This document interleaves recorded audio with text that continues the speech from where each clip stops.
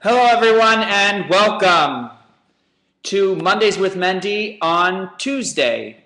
Tonight, we are making up for last night's lack of class, and we apologize for that inconvenience. But we're back and better than ever, and we have a great discussion in store for you today. Tonight, we are going to talk a little bit about the oath. Whether or not Jewish philosophy believes, the Torah believes that you need to take oaths. An oath being something that you commit yourself to do or not to do because you feel that that is the healthiest way to live your life. Maybe you swear off dairy, or you stop eating whole wheats or flour products. Or maybe you tell yourself that you are going to take an oath that you're going to exercise or play golf every Sunday. Whatever it might be, is it required to set up these disciplines in our life? Are they healthy? Are they needed? Or maybe they're superfluous. Maybe they actually don't serve any purpose. They only complicate things and overtax our time and our energy. Of course, we believe that the Torah gives us a huge discipline in and of itself, this tremendous tradition with so many complicated laws and features and so on, and maybe that's enough. Maybe we really don't need anything else in our lives except for what the Torah tells us. So tonight's discussion hopefully will clarify when we do need extra stringencies, extra disciplines, and when we really don't. Now, interestingly enough, the Torah refers in great detail to someone that takes on an extra prohibition, and it talks about the process for undertaking that prohibition as well as the process for annulling or absolving ourselves of these oaths. Both the performance and the absolution are important features and are highlighted in the Torah's discussion on this matter. So, first thing to know is that you are not locked in. Even if you do make an oath and prohibition, we've already got a system and a process set up for you to get out of it. But the question is, why in the first place? Why do we find it so necessary in life to set up these extra disciplines? And maybe we're setting ourselves up for failure. Because we've got so much that we're already trying to achieve, and to add on top of that is just a huge burden to bear. Now, oaths and prohibitions are a very serious matter. In fact, even someone that says, yeah, I'm going to do something, right? You tell your husband to take out the garbage, and he says, honey, I will take out the garbage. Of course, it's no problem. Now, he didn't technically say, I swear to take out the garbage, but the mere fact that he committed himself to doing that, that language could constitute an oath, a binding agreement according to Jewish law. So a mere statement expressing one's commitment to do something or not to do something can constitute an oath in and of itself. It's that powerful. Which is why traditionally people have always used the phrase bli neder, which means without a promise, when committing themselves to doing something, specifically for this reason. Furthermore, someone that does something 2 or 3 times in a row, that can be considered as if they have specifically committed themselves to doing this act. So we take on oaths, we take on commitments without even realizing them, and they're a very serious matter, a very serious consideration. And that's why it's equally important to know how we annul and absolve ourselves of these commitments.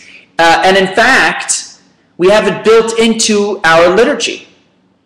On Rosh Hashanah, there's a special prayer that's traditionally said before the holiday begins, where a group gathers together and each member of the group rises and asks that all of their vows undertaken over the previous year be annulled and any vows to be made in the future year be annulled, just in case they committed themselves to doing something and were unable to fulfill that commitment.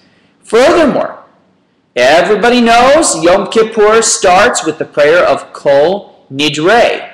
Well, what does Kol Nidre mean? Kol Nidre means every vow. Because the prayer is a basic omission that we may have committed ourselves to doing certain things over the course of the year, and maybe we did not fulfill those commitments, we did not live up to them fully, and for that we ask absolution.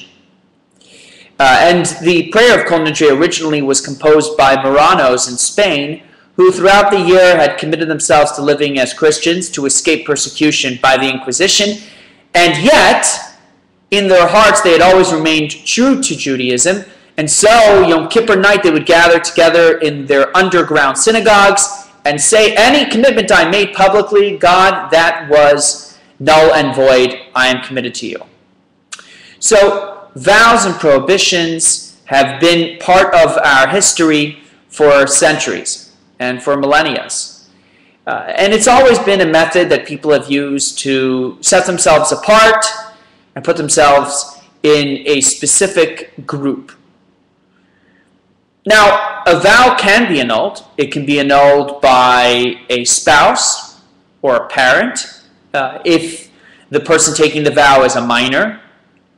It can also be annulled by a leader, if there's a sage that's a recognized leader in the town, or if you've got 3 laymen that sit together like a court, that also is a process for annulling a vow. And that's, again, important because if you make a vow, you are wholly committed to performing that specific action. So understanding how you can take yourself out of the vow is obviously very, very important.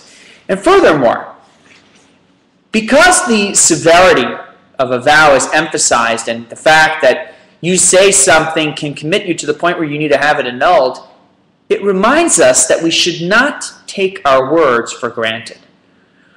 You know, there's always that guy in the group that is promising the world and never delivering. And unfortunately, we sometimes speak quicker than we live up to. And this is why the vow story, this entire discourse about vows and oaths, reminds us that a word is very powerful. And when we commit ourselves to a specific action, we need to take every precaution that we fulfill that commitment. No matter what it requires, if we have committed ourselves, if our word is there, it needs to be respected. Society can only function when we have that honor and respect amongst our words. When our word no longer has value and meaning, society crumbles. So the Torah, first and foremost, teaches us to place this principle at the top, at the very, very top. And that being said, we all make mistakes, right? We may end up drunk in a bar and the next morning wake up with a tattoo, and that's hard to annul, very hard to get rid of, but a vow, we make vows, maybe someone did it in haste or under duress, that can be annulled through going through the proper channels. And all this is learnt from the time of the Jewish people traveling in the desert. As they traveled through the desert, different episodes brought about different groups of people making vows and swearing themselves to commit or refrain from certain activities. And ultimately they come to Moses, who's leading the Jewish people, and he turns to them and he says, well, you need a expert in order to annul your vows, and he sends them to Aaron, and so we see that a leader can definitely do that. But then furthermore, he says, but if Aaron's not there, simply assemble 3 people, and you can annul your vow. So right there in the desert, the Jewish people are just learning how to walk as a nation, and already they are committing themselves to behaviors and needing to find a way out. So A vow, a commitment, respect, honor, trustworthiness, truth are all concepts that we're very much familiar with. Concepts that the Torah has been reminding us of time and time again. Concepts that life and humanity and civil society remind us of time and again. Why is it so important to emphasize that a vow or an oath is binding? Wouldn't I already know that and understand that from some of the basic precepts of the Torah, such as distance yourself from lies or commit yourself to the truth and so on and so forth? Why does this episode require a special admonishment to those that break their vows? And in understanding the significance of annulling the vow, we really understand the significance of creating the vow in the first place, and how a vow is truly different than simply saying the truth or speaking a falsehood. A vow is truly a different process. Vows are a procedure sometimes that is very, very valuable, very important, and sometimes entirely unnecessary. And not just unnecessary, but actually detrimental. They can hold us back. And that's why it's so important to understand why vows were created and where they can be implemented in a positive manner. Highlighting the different perspective of the vow and the usefulness of the vow, we see two completely contradictory statements. The first statement is made by Rabbi Akiva. Rabbi Akiva, of course, was the famous sage who grew up as a shepherd, didn't know the Hebrew alphabet until he was 40 years old. At 40, he noticed water dripping down on a rock and saw how the water over time had actually penetrated the rock and created a hole. Realizing that, he felt that he himself, even at the age of 40, probably could start to learn Torah if he committed himself to doing it, just like the water could penetrate the rock. He asked his wife permission. She said yes, so he went to the big city and started to learn Torah. And eventually, he became one of the most prominent rabbinic scholars in the entire Talmudic era, with thousands of students and disciples. So Rabbi Akiva says in Pirkei Avot, Ethics of Our Fathers, something we traditionally study during the summer, he says that jesting, frivolity, accustom a person to promiscuity. Tradition is a safety fence to the Torah, okay? If you tithe, if you give charity, 10%, that is a protective barrier to wealth and makes sure that you're, even though you're wealthy, you do the right things with your money. And vows are a safety fence for abstinence. If you want to abstain from doing the wrong things, then sometimes you need to set yourself back a little bit further and create certain vows and disciplines. And finally, wisdom's safety fence is silence. So he goes through different steps that a person can take to protect different qualities. You want to protect the quality of wisdom, be silent. Protect the quality of wealth, give charity. Protect the quality of honor, don't jest, don't be frivolous. And if you want to protect the quality of abstinence, if you want to abstain from doing the wrong things, then set up vows for yourself.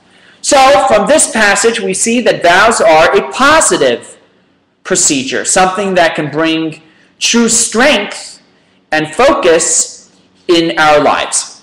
But it would be too simple if we left it at that. Of course, the Talmud tells us that vows are unnecessary. In fact, there's a line in the Jerusalem Talmud that says, isn't it enough what the Torah has already forbidden us? Do we really need to add more prohibitions? I mean, 613 commandments, not to mention all of the rabbinic ordinances and the customs and the traditions. We're talking about hundreds and hundreds of different procedures that we've already committed ourselves to. Do we really need to add anything onto that? So how do we find a balance between a healthy vow and an unhealthy vow? because it seems quite clearly that the context definitely changes the effectiveness of that specific vow. So let's back up for a second. I want you to close your eyes and forget our discussion about vows for a moment. And let's open our eyes and talk about the world that we see around us. Why are we here? What is our goal that we're trying to achieve with life here in this world? We want to be good people, we want to raise a family, we want to be successful. But what are we ultimately trying to achieve? Transformation. Jewish philosophy believes that every human being was created for transformation, to transform a piece of this world and ourself in that process. The term dira b'tachtonim, which means to rest in a lower world, that's what we're trying to do. Make this world spiritual. Take a physical world that we see around us and reveal its true nature, a spiritual nature. That is our goal. And that permeates every action that we take, no matter the time, no matter the place. That remains our focus. How do we achieve that? How do we transform this physical world that we see around us? What are the steps we take that make our work here in this world, our eating, our sleeping, our work with our family, our time spent at the office, make it truly meaningful and impactful on the world around us? So there's a text that says the following: if you see your enemy's donkey laying under a burden, don't refrain from helping it. Instead, you shall surely help it. Right? Simple text in the Torah, in Shemot, book of Exodus. See your friend's donkey struggling, go and help him out. Pick up the donkey, give him a lift. But the Baal Shem Tov, first Hasidic master, says that's not the whole story. You see, a donkey is a parable representative of our physical existence. When you see a donkey struggling, when you see your physical existence struggling to truly make it, to truly find peace and satisfaction, find its place in the world, don't turn to your physical existence and shun him. Don't tell your physical identity, you're not important, you're not valuable, it's only about the soul, it's only about the spiritual, and therefore I will pay no attention to you. No, that's not the right path. Instead, reach out, lift him up, and give him an opportunity to become something special, something pure. Because through your partnership with your physical identity, your physical existence, you can actually achieve some tremendous things. Tremendous things. And that brings us to the source of oaths and prohibitions. How do you see the world around you? When you look out and you see the world every morning, every night, do you see a complicated place, a place that's fearful, a place that's promiscuous and immoral and deceitful? Or do you see a place full of promise, full of excitement, full of opportunity, only waiting for you to reach out your hand to touch it and transform it? What do you see when you look out the window? That's the question. I see a world of opportunity. I see each and every one finding their place and ultimately touching someone's life, touching a piece of this earth, and transforming it into something more through that process. That's what I see. So my goal as I move through life is to interact with the physical world, to come to know the physical world, and to ultimately show that its true identity is something greater than the existence we see around us. That is my objective. And anything I can use to achieve that objective, I must. I must. So the number one thing I'm going to require in order to achieve my objective of transformation is a relationship with the physical world. If I totally abstain from eating, from sleeping, from relationships and connections with other people, At that point, I have cut myself off from the physical world. And I no longer will have the ability for transformation. It will escape me. The only way that I can truly achieve this transformation is if I interact with the world and yet I don't succumb. I remain apart and separate and independent, but at the same time, working hand in hand with the physical world around me. That is my goal.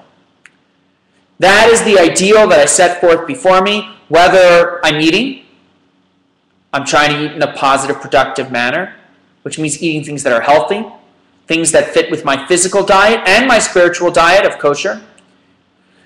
Whether I'm sleeping in the proper way. Whether I'm spending time with my family, or if I'm going to work. At every point in my life, I'm asking myself, am I using out this point for transformation, for refinement? So with that as a goal, with that as an ideal, when does an oath come into play? When is it required of me to set up oaths, and when is it not? And this comes down to our basic training. Our basic training. A human being gets dropped into this physical world, and it's not easy. I mean, we can talk about it, and of course, that's not hard, but actually implementing transformation in this world is a tall order because the world is distracting and confusing and throwing us mixed signals on a regular basis. It's very difficult for us to really focus and plot ahead and simply move forward. It is very difficult. So as a result, we have to train. And part of that training process is abstinence.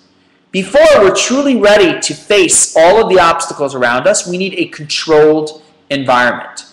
In a controlled environment, we're not subject to all of the distractions of the world. We are given the opportunity to grow and develop and find strength and confidence in who we are, in our task, in our mission, before we get subjected to the world around us. You talk to a soldier. As he enlists, he goes through basic training. Now, in basic training, of course, they simulate war, they simulate conflict, but are they truly being subjected to the totality of the experience? Of course not. Of course not. Because they're not ready. But through that training process, as they become more confident, more comfortable in who they are and their mission, they become more ready until they can finally be sent out to war and respond and live up to that training. Same too with our interaction with the physical world. When we begin this process, we are like a deer caught in headlights, trying to do the right thing, but distracted, turning here and there at every moment, and constantly making the same mistakes. So we say to you, the Torah says to you, you may need to abstain for a while. You may need to swear off some of the indulgence of the physical world, some of the pleasures, some of the luxuries, some of the things that may be permissible, but can be distracting, can be confusing. You need to swear that off just long enough for you to find your stride, find your strength, find your confidence, find your focus. And when you do that, you will be able to reintroduce aspects of the physical world that were too much for you previously. You'll be able to do that. But not until you've ridden with training wheels.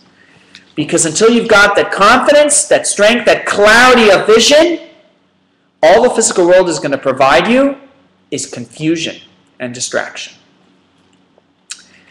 So, we need to be honest with ourselves on a case-by-case basis and ask ourselves, can I indulge in this physical experience?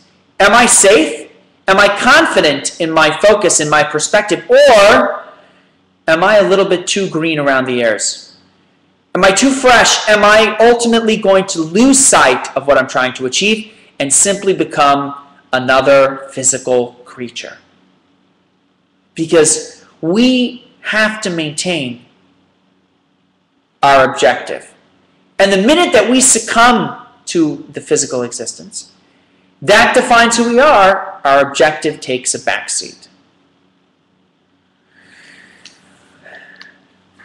So, in circling back around, Is discipline important? Absolutely. Disciplines are important. But how strict those disciplines govern our lives ultimately has to be decided on by ourselves on a case-by-case basis. Do I need this discipline in my life? Well, have I struggled up until now with this specific aspect? Have I struggled being there for my kids and for my job? If I have, then maybe I'm not ready to really experience both. Maybe I need to create a little bit of a focus and a discipline in order to find the strength and confidence to balance both aspects of my life. And eventually, once I've grown out, I won't have to stick to that discipline anymore. So for right now, I'm going to commit to being home and doing something with my family every Sunday morning. I will never miss a Sunday morning. I'm making an oath to be there. Nader. But after a couple of months of doing this with the family every Sunday, reintegrating myself into their life, maybe now I'm confident enough to absolve and annul myself of that oath.